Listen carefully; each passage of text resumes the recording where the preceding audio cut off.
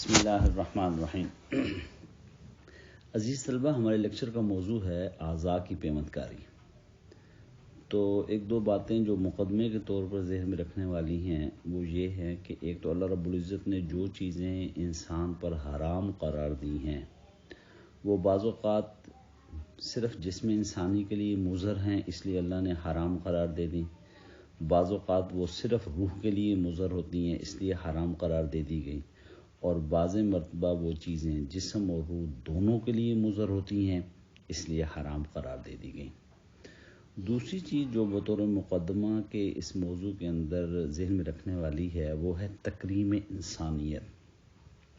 کہ اللہ رب العزت نے قرآن مجید میں انسان کی تکریم ظاہری شکل و صورت کے اعتبار سے بھی بیان کی۔ مثلا فرمایا لقد خلقنا الانسان فی احسن تقویم، کہ ہم نے انسان کو سب سے زیادہ احسن طریقے سے بنایا۔ اور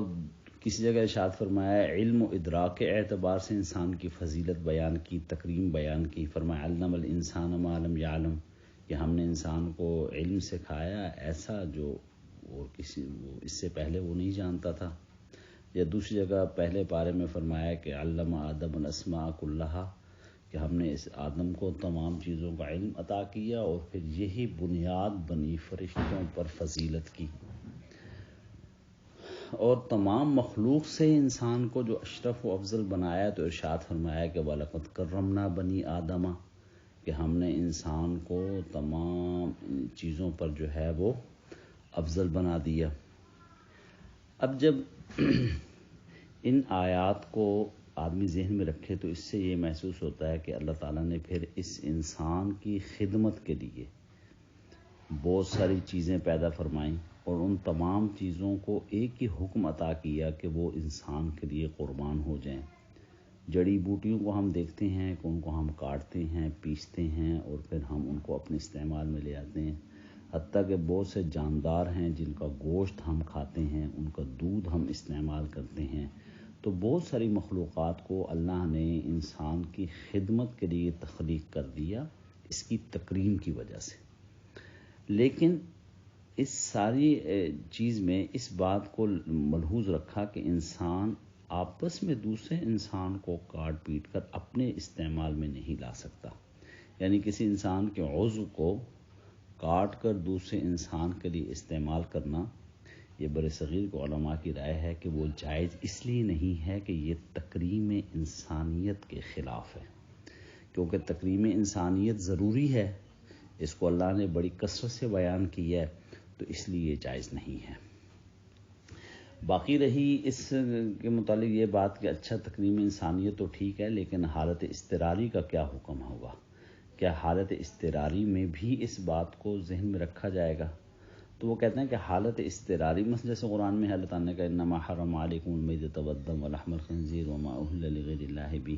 فمن اضطر غیر باغ ولا عاد فلا اثم علیہ۔ تو اللہ تعالیٰ نے حالت اضطراری میں تو ظاہر ہے کہ خاص حالات میں خاص چیزوں کو جائز قرار دیا ہے،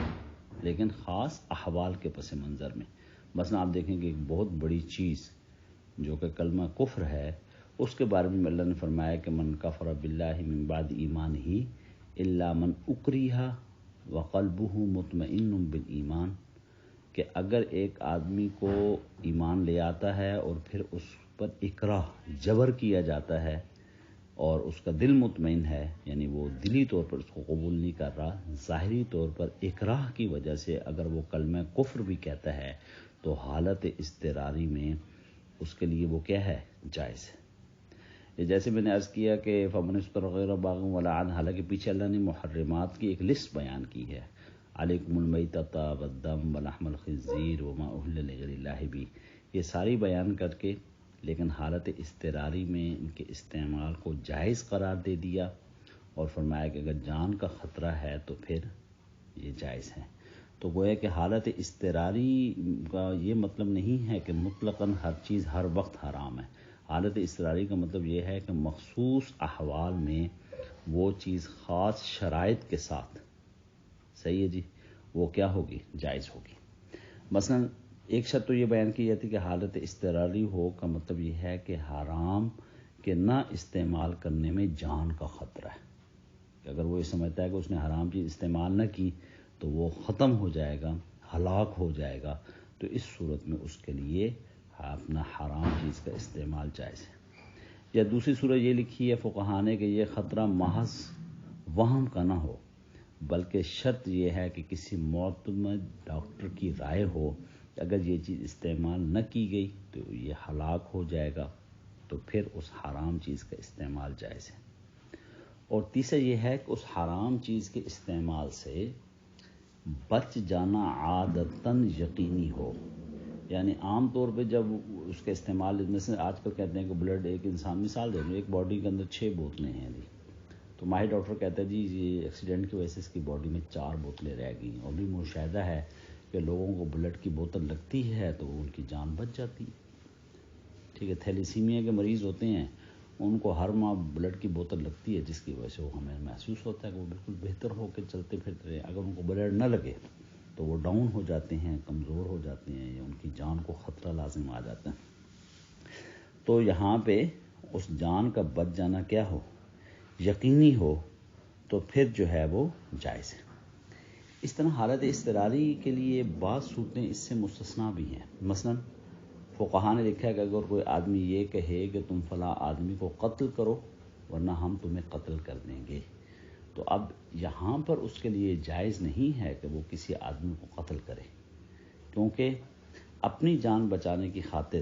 دوسرے آدمی کا قتل کرنا یہ حالت اضطراری نہیں کہلائے گا۔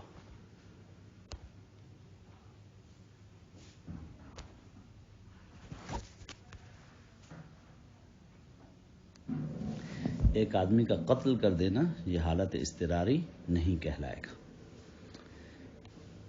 اسی طرح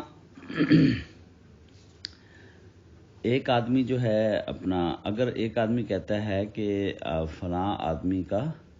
مال ضائع کر دو، اگر مال ضائع نہیں کرو گے تو ہم تمہیں قتل کر دیں گے، تو اب اس کے لیے یہ جائز ہے کہ وہ اس کے مال کو ضائع کر دے۔ کیوں؟ اس کی وجہ یہ ہے کہ مال کی ضمان شرعی طور پر موجود ہے، شرعی طور پر ایک متبادل سسٹم موجود ہے کہ وہ ضمان دے کر جس کا مال اس نے ضائع کیا ہے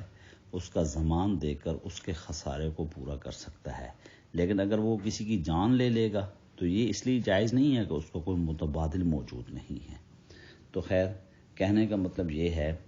کہ حالت اضطراری جو ہمارے ہاں ایک رائج گفتگو ہے کہ حالت اضطراری میں یہ عمل جائز ہے، یہ عمل جائز ہے، تو حالت اضطراری سے کیا مراد ہے یا حالت اضطراری کی کیا شرطیں ہیں، وہ یہ معروف فقہا نے 3 شرائط لکھی ہیں۔ اسی طرح غیر اضطراری حالت میں علاج اور دوا کی شرعی سہولتیں، کہ کیا اگر ایک آدمی حالت اضطراری میں نہ ہو تو پھر اس کے لیے کیا حکم ہے۔ تو بعض حضرات کی رائے عدم جواز کی ہے، وہ کہتے ہیں مطلقاً یہ جائز نہیں ہے کہ اگر آپ حالت اضطراری میں نہیں ہیں تو پھر آپ کے لیے جائز بھی نہیں ہے کہ آپ جو ہے وہ حرام چیز یا اللہ نے جو چیز ناجائز قرار دے دی ہے آپ اس کے ذریعے سے علاج کریں۔ کیوں؟ آپ صلی اللہ علیہ وسلم کی حدیث، بخاری شریف کی معروف حدیث ہے کہ آپ نے فرمایا ان اللہ لم یجعل شفاءکم فیما حرم علیکم، کہ اللہ نے تمہارے لیے اس چیز میں شفا رکھی نہیں جو اللہ نے تمہارے لیے حرام قرار دے دی ہے۔ تو حرام چیز سے شفا کا حاصل ہونا یہ ممکن ہی نہیں ہے، اس لیے یہاں پر بعض فقہا کی رائے یہ ہے کہ مطلقاً حرام چیز سے علاج کروانا حالت اضطراری میں بھی جائز نہیں ہے، یا غیر اضطراری میں بھی جائز نہیں ہے۔ لیکن جمہور کی رائے یہ ہے کہ اگر حالت غیر اضطراری ہو تو پھر بھی حرام چیز سے علاج کرنا جائز ہے۔ وہ دلیل کے طور پہ ایک تو اہل عرینا کا قصہ بیان کرنے کے کچھ لوگ آئے اور انہوں نے آگے کہا کہ یا رسول اللہ ہمارے پیٹ خراب ہو گئے، تو آپ نے فرمایا، معروف واقعہ حدیث کے اندر آتا ہے، آپ نے فرمایا کہ یہ تم بیت المال کے اونٹ لے جاؤ، ان اونٹوں کو چراؤ، ان کا دودھ بھی پیو اور پیشاب بھی پیو۔ چنانچہ وہ لوگ گئے اور جا کر انہوں نے ان جانوروں کا اونٹ بھی پیا اور پیشاب بھی پیا۔ تو اب ظاہر ہے کہ پیشاب تو بالکل نجس اور حرام چیز تھی، اور کوئی اتنا بڑا مسئلہ بھی نہیں تھا ان کو زندگی کا مسئلہ تو نہیں تھا، سمپل سے صرف پیٹ ہی خراب تھے، لیکن اس کے باوجود حرام چیز کو بغیر حالت اضطراری کے انہوں نے اس کو کیا کیا، استعمال کیا۔ اسی طرح ایک اور حدیث میں ہے کہ آپ صلی اللہ علیہ وسلم نے فرمایا کہ ایک صحابی آئے اور انہوں نے آ کر، ان کا نام تھا عرفجہ بن سعد۔ عرفجہ بن سعد رضی اللہ تعالیٰ عنہ کی زمانہ جاہلیت میں کوئی جنگ میں ناک کٹ گئی تھی، انہوں نے چاندی کی ناک لگوائی تو اس میں اسمیل پیدا ہو جاتی تھی، ریشہ جو آتا تھا، تو آپ صلی اللہ علیہ وسلم کے پاس آیا، آپ نے فرمایا تم ایسے کرو سونے کی ناک لگوا لو، کیونکہ اس کے اندر جو سونے کی دھات ہے اس کے اندر یہ اسمیل پیدا نہیں ہوگی۔ چنانچہ انہوں نے سونے کی دھات کی اپنا ناک بنوائی اور وہ لگوا لی۔ حالانکہ آپ دیکھیں حدیث میں آپ صلی اللہ علیہ وسلم صحابہ کہتے ہیں مرتبہ تشریف لائے، آپ کے ہاتھ میں ریشم اور سونا تھا، اور آپ نے فرمایا ہذان محرمان علی ذکور امتی حلال لاناسہم، آپ نے فرمایا کہ یہ جو ہے نا یہ دونوں چیزیں اللہ نے میری امت کے مذکر لوگوں پر حرام کر دی ہیں، اور مؤنث کے لیے اللہ نے اس کو حلال قرار دیا ہے۔ صحیح، تو اب اس اصول کے تحت تو اس کا کیا ہونا چاہیے تھا، اس کو حرام ہونا چاہیے تھا، اور ناک جو ہے کو اس کی اشد ضرورت بھی نہیں تھی، یعنی کہ حالت اضطراری بھی نہیں تھی، تو حالت اضطراری کے بغیر بھی حرام چیزوں سے استفادہ کرنا یہ بھی حدیث سے ثابت ہے۔ اب جو اعضاء کی پیوند کاری ہے اس کے بارے میں جو اگلی بات ہے وہ یہ ہے کہ ہمارے ہاں دو نقطہ نظر ہیں، ایک عرب علماء کا نقطہ نظر ہے اور ایک بر صغیر کے علماء کا نقطہ نظر ہے۔ جو عرب علماء ہیں ان کا نقطہ نظر تو قدر جواز کا ہے، اور جو بر صغیر کے علماء ہیں ان کا نقطہ نظر عدم جواز کا ہے۔ جو بر صغیر کے علماء ہیں ان کی رائے یہ ہے کہ قرآن مجید کی مثلا آیت ہیں الیوم نختم علی افواہہم، کہ جب ہم قیامت قائم ہو جائے گی تو ہم منہوں پر مہر لگا دیں گے، وتکلمنا ایدیہم، ہاتھ بھی کلام کریں گے، اور وارجلہم، اور پاؤں بھی بما کانوا یکسبون، اس نے جو کسب کیا ہوگا۔ یا حتی اذا ما جاؤہا، جب قیامت کے دن مجرم کو لایا جائے گا، شہد علیہم سمعہم، اس کے کان اس کے خلاف گواہی دیں گے، وابصارہم، اس کی آنکھیں، وجلودہم، اس کے جسم کا چمڑا، بما کانوا یعملون، اس نے جو عمل کیا ہوگا۔ وقالوا لجلودہم لم شہدتم علینا، انسان اپنے چمڑے کو کہے گا کہ تم نے میرے خلاف کیسے گواہی دی، قالوا انطقنا اللہ الذی انطق کل شیء، یہ اعضاء کہیں گے کہ ہم اس اللہ نے بولنے کی طاقت عطا فرمائی جس نے ہر چیز کو بولنے کی طاقت عطا فرمائی۔ تو اس کا مطلب یہ ہوا کہ یہ اعضاء قیامت کے دن گفتگو کریں گے، ہمارے خلاف گواہی دیں گے۔ تو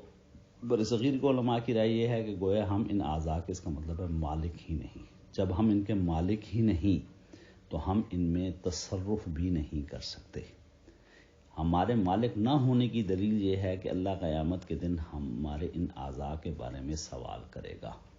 اگر ہم ان کے مالک ہیں تو ہم جیسے ان میں چاہیں تصرف کریں، تو پھر اللہ رب العزت کا سوال نہیں بنتا۔ اللہ رب العزت کا سوال کرنا یہ اس بات کی دلیل ہے کہ ہم ان اعضاء کے مالک نہیں ہیں۔ جو ان اعضاء کا مالک ہے اس نے ان اعضاء کے استعمال کا طریقہ اپنی کتاب اور اپنے نبی کریم صلی اللہ علیہ وسلم کی سنت کے ذریعے سے ہمیں بتا دیا ہے۔ اب ہم اگر اس سے ہٹ کر کوئی طریقہ استعمال کریں گے تو ہمیں اس پر اللہ کے سامنے جواب دہ ہونا پڑے گا۔ اس لیے برصغیر کو علماء کی رائے یہ ہے کہ یہ جائز نہیں۔ اچھا، اب جو جسم کے اعضاء ہیں اس میں مثلا ایک مثلا عضو ہے جسم کا خون۔ خون کے بارے میں ایک تو یہ ہے کہ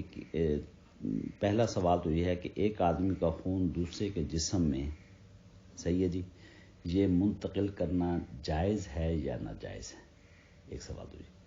تو اس کے بارے میں علماء کی رائے یہ ہے کیونکہ اس میں کوئی سرجری وغیرہ نہیں کرنی پڑتی، کوئی زیادہ مشقت نہیں اٹھانی پڑتی، بلکہ ایک سرنج کے ذریعے سے خون جو ہے ایک جسم سے حاصل کیا جاتا ہے اور دوسرے جسم میں بھی سرنج کے ذریعے سے ہی منتقل کیا جاتا ہے۔ تو اس میں کوئی مشقت نہیں ہے، کسی قسم کی سرجری نہیں ہے۔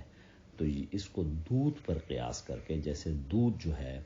وہ ایک ماں کے چھاتی سے بچے کے جسم میں منتقل ہو جاتا ہے بغیر کسی مشقت کے، اور حالانکہ وہ دودھ بھی اس ماں کے جسم کا عضو ہے اور وہ بچے کے جسم میں منتقل ہو رہا ہے، اور اس پر اسلام نے بڑی فضائل بیان کی ہیں، بلکہ حدیث میں نبی کریم صلی اللہ علیہ وسلم نے یا بعض فقہاء کے رائے کے مطابق بعض حالات میں ماں پر واجب ہے کہ وہ جو ہے نا وہ بچے کو دودھ پلائے. ٹھیک، تو اس کا مطلب جو ہے مطلقاً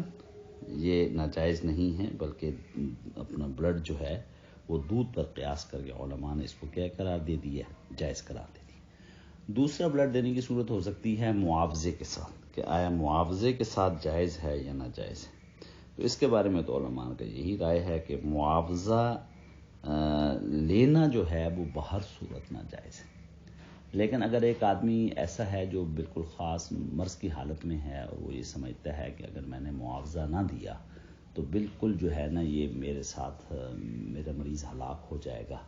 تو اب وہ دوسرا آدمی بغیر قیمت کے اس کو بلڈ دینے کے لیے تیار ہی نہیں ہے، تو اس آدمی کے لیے معاوضہ دینا تو جائز ہوگا، لیکن دوسرے فریق کے لیے معاوضہ لینا بہر صورت ناجائز ہوگا. اچھا، اسی طرح تیسری صورت یہ ہے کہ آیا مسلم یا غیر مسلم، مسلمان کو اتنا بڑا مسئلہ نہیں ہے کہ غیر مسلم کیا دونوں کا بلڈ لینا جائز ہے، مسلم غیر مسلم کا. صحیح ہے جی. تو اس میں بھی فقہا کی رائے یہ ہے کہ چاہے مسلمان ہو یا غیر مسلم ہو، دونوں کا بلڈ لینا مسلمان کے لیے جائز ہے. صحیح، کیونکہ بلڈ جو ہے وہ چاہے مسلمان کا ہو یا غیر مسلم کا، دونوں کا بلڈ جو ہے وہ اگر وہ نجس ہے تو دونوں کا نجس ہے، دونوں کا ناپاک ہے باہر نکلنے کے بعد یا اندر کی صورت میں بھی. تو اس لیے اس سے استفادہ کرنا کوئی کبھی عمل نہیں ہے. باقی یہ رہا کہ آیا بیوی جو ہے وہ شوہر کو